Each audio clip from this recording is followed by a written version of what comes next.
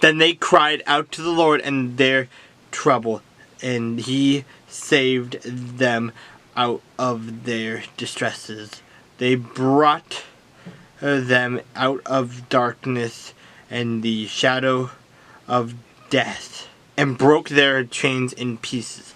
And oh, that men would give thanks to the Lord for his goodness, and for his wonderful works to the children of men. For he has broken the gates of bronze, and cut the bars of iron in two.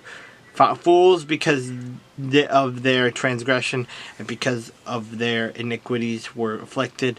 Their soul abhorred all manner of food, and they drew near to the gates of death.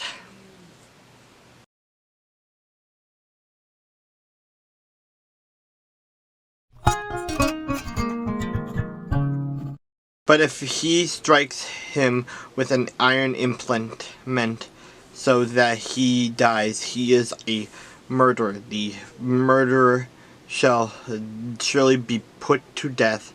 And if he strikes him with a stone in the hand by which one could die, and he does not die, he is a murderer. The murderer shall surely be put to death. Or if he strikes him with a wooden weapon by which one could die, and he does die, he is a murderer. The murderer shall surely be put to death.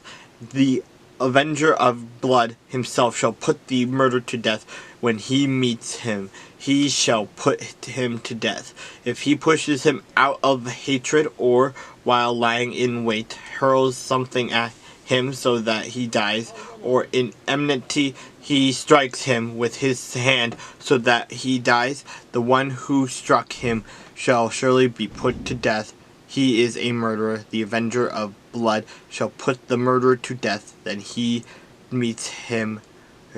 However, if he pushes him suddenly without enmity, or throws anything at him without lying in wait, or uses a stone by which a man could die, throwing it at him without seeing him so that he dies while he was not his enemy or seeking his harm, then the congregation shall judge between the manslayer and the avenger of blood according to these judgments. So the congregation shall deliver the manslayer from the hand of the avenger of blood, and the congregation shall return him to the city of refuge where he had fled, and he shall remain there until the death of the high priest who was anointed with the holy oil.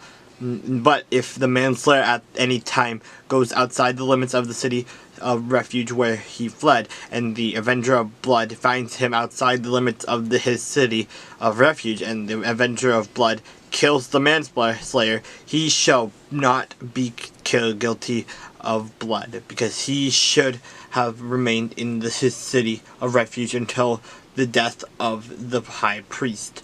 But after the death of the high priest, the manslayer may return to the land of his possession, and these things shall be a statute of judgment to you throughout your generations in all your dwellings. Whoever kills a person, the murderer shall be put to death on the testimony of witnesses, but one witness is not sufficient testimony against a person for the death penalty. Moreover, you shall take no ransom for the life of a murderer who is guilty of death, but he shall surely be put to death, and you shall take no ransom for him who has fled to his city to refuge, that he may return to dwell in the land before the death of the priest. So you shall not pollute the land where you are, for blood defiles the land, and no atonement can be made for the land for the